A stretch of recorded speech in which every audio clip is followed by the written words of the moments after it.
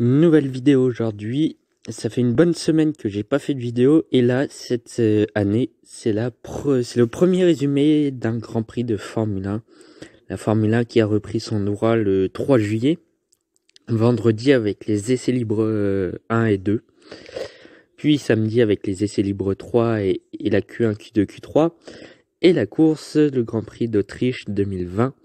C'est la première des deux manches à Spielberg puisqu'il y aura ce week-end le Grand Prix de Styrie, qui est à Spielberg. En qualification, donc Valtteri Bottas a signé la pole position, 12e pole pour le Finlandais. Il devait s'élancer devant Lewis Hamilton, sauf qu'Hamilton a eu 3 places de pénalité suite à... Il a pas ralenti sous un drapeau jaune. Du coup, ce qui a laissé Max Verstappen en 2e position. Lando Norris, surprenant 3e sur la grille. Il était accompagné de Alexander Albon et du coup Hamilton partait 5e. Durant cette course, donc les résultats vous sont affichés. Hein, ça, c'est les résultats de la course de dimanche. Donc tout d'abord, on a eu au 14e tour, au 14e tour, l'abandon de Max Verstappen sur un problème sur la voiture, sur la Red Bull. Premier abandon de la saison pour Max Verstappen. Donc premier abandon de la saison 2020.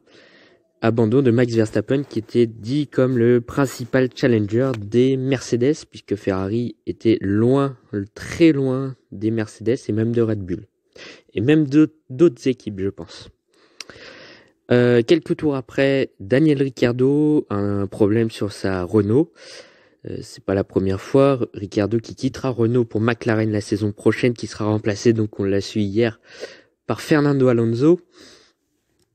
Ricciardo donc qui a abandonné. Quelques tours encore après, Lance Stroll, le Canadien de la Racing Point, qui abandonne sur un problème de boîte de vitesse, il me semble, de boîte de vitesse, il me semble, oui. Premier abandon donc pour Stroll dès sa première sortie avec la Racing Point. Encore après, Esteban Ocon qui fait son retour en Formule 1 sur la Renault dépasse Kevin Magnussen qui lui fonce tout droit et a manqué de percuter le mur.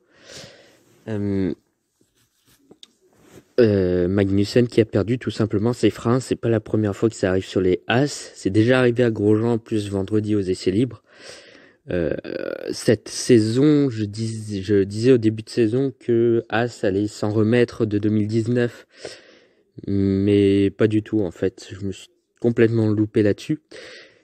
Et ça va être pire pour As parce que la voiture n'était pas bonne l'année dernière, mais cette année elle va être pas bonne.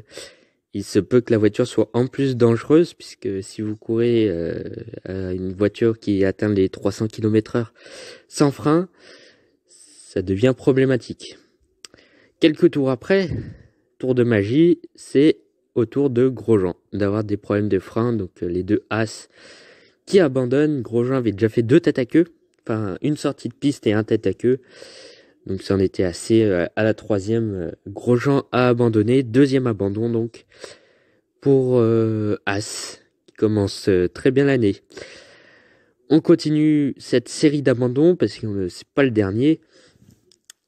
On continue avec un problème sur la voiture, sur la Williams de George Russell, qui en est à sa 2e saison de Formule 1, et c'est pas encore cette saison qu'il pourra aller chercher des points. Malheureusement, Russell, comme je le disais déjà l'année dernière, c'est peut-être un bon pilote, il n'est pas champion de Formule 2 pour rien, mais le seul bémol, c'est qu'il est dans une Williams qui cette saison quand même a l'air d'être mieux que 2019. Peut-être pas mieux que 2018, mais au moins mieux que 2019, ça c'est sûr. De toute façon, c'était pas très dur à faire pire. Mais j'ai l'impression que Williams est quand même déjà au niveau de As.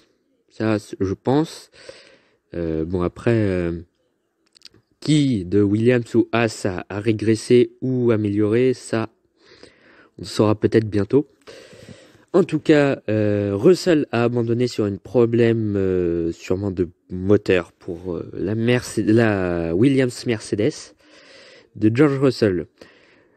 La suite, après une safety car, la deuxième safety car, à la relance, c'est l'Alfa Romeo de Raikkonen qui finit dans le mur, à côté des murs des stands.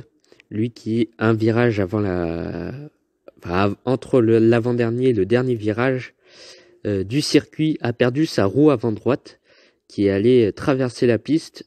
Heureusement, elle n'est ni allée frapper l'Alfa Romeo, ni frapper la Ferrari de Vettel qui était derrière. Vettel, si vous vous demandez pourquoi il était derrière Raikkonen, parce qu'il a fait un tête-à-queue en dépassant Sainz. On le dit tellement de fois, un tête-à-queue de Vettel, ça devient banal maintenant. Vettel finit sa carrière avec Ferrari, enfin sa carrière, oui certainement sa carrière, hein, puisque Renault a déjà confirmé son duo, donc, mais j'en parlerai dans une autre vidéo. Du coup, abandonne Raikkonen. Donc il reste à ce moment-là plus que 13 pilotes. Oui, c'est ça. Il reste plus que 13 pilotes. Et il y a une troisième safety car. 3 safety cars dans cette course. Un peu folle quand même, on peut le dire comme ça. Et on continue cette série d'abandons avec ensuite un remake de la course du Brésil à Sao Paulo en 2019. Alex Albon, l'équipier de Verstappen chez Red Bull, qui était du coup maintenant le nouveau challenger des Mercedes, qui était P1, P2. Albon qui a dépassé déjà Perez pour la P3, arrive sur Lewis Hamilton. Et là, le malheur de Albon, c'est de croiser la roue avant gauche de Hamilton dans l'arrière de sa voiture. Albon part en tête à queue. Hamilton n'a encore une fois rien perdu, ou presque rien perdu en tout cas. Comme au Brésil, Albon perd encore un podium. Il en serait déjà normalement à 2 avec le Brésil. Ça fait déjà son deuxième podium qu'il perd quand même. Et les deux à cause d'Hamilton en plus. Je sais pas ce qu'il a contre Albon, mais fait 2 fois quand même en l'espace de 3 courses. Du coup, que Hamilton harponne Albon. Bon. On continue avec une crevaison à l'arrière gauche pour l'AlphaTauri de Daniil Kvyat, ex-Toro Rosso. Donc crevaison pour Kvyat, le Russe, dont son équipier Pierre Gasly est 7ème. Kvyat avait déjà endommagé son aileron avec une touchette sur Esteban Ocon. Il a crevé derrière. 11 pilotes ont fini cette course. Donc la victoire de Valtteri Bottas devant Charles Leclerc, un podium inespéré pour Ferrari qui était normalement parti pour la P6, P7, P5 au maximum et qui finit quand même 3ème de la course, enfin 2ème du coup avec la pénalité d'Hamilton. Lando Norris, premier podium du Britannique, le pilote McLaren, qui offre un deuxième podium pour McLaren en 3 courses, avec le podium de Sainz dans cette fameuse course du Brésil 2019. Norris, donc, 2e podium de McLaren en 2 ans. Donc McLaren, on voit bien quand même qu'ils sont revenus.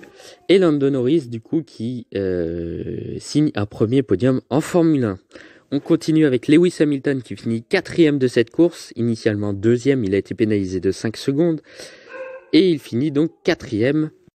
Et pour en revenir à Norris, il a signé en plus son premier meilleur tour en Formule 1. Dans le dernier tour, et il a pris le podium pour 1 dixième, je crois, sur Hamilton, donc c'est un peu dingue. Carlos Sainz, son équipier, qui finit 5e, beau résultat pour McLaren, en dépassant Perez dans le dernier tour. En plus, Perez avait 5 secondes de pénalité pour une vitesse excessive dans la pit lane. 6e, donc, pour la Mercedes Rose de Perez. Quand Stroll abandonne, ça peut donner des regrets à Racing Point. Côté français, Pierre Gasly qui finit 7e, les premiers points d'AlphaTauri, 6 points, 6 beaux points pour Gasly. AlphaTauri, honnêtement, ils n'étaient pas dans la course aux points et grâce aux abandons, ils ont pu rentrer dans les points et d'assez gros points en plus pour l'écurie italienne. Derrière, c'est l'autre français, Esteban Ocon, qui faisait son retour en Formule 1 après plus d'1 an sans avoir piloté. Esteban Ocon, 8e de la course devant Antonio Giovinazzi, 9e de cette course pour Alfa Romeo. Alfa Romeo, honnêtement, avec le moteur Ferrari qui est plus que pourri, hein, très nettement, le moteur Ferrari est le pire pour le moment de cette saison. Même Honda et Renault sont devant. Faut le faire. Justement, un autre pilote Ferrari, Sébastien Vettel, qui vit sa dernière saison en Formule 1, très certainement, en tout cas sa dernière saison chez Ferrari, finit 10e et il marque un petit point. Petit point inespéré là aussi, hein. Il partait 11e, il n'était même pas qualifié en Q3. Ferrari a complètement raté son week-end, mais l'a sauvé quand même grâce à Leclerc. Mais sinon, le Grand Prix aurait été pourri pour Ferrari, qui s'est encore mis les pieds dans le tapis. Nicolas Latifi, le seul rookie du plateau, finit 11e et du coup dernier de la course, hein. Mais beau résultat pour Williams. Mais bon, il aurait suffi que Giovinazzi ait été encore déclassé comme c'était pas Giovinazzi, non. Si, c'était Giovinazzi lors du Grand Prix d'Allemagne 2019 où Williams avait fini P12 et P13. Ils avaient fini P10, P11 au total avec les Alfa Romeo déclassés. Là, bon, voilà, P11 pour Nicolas Latifi. Voilà pour ce débrief du Grand Prix d'Autriche 2020.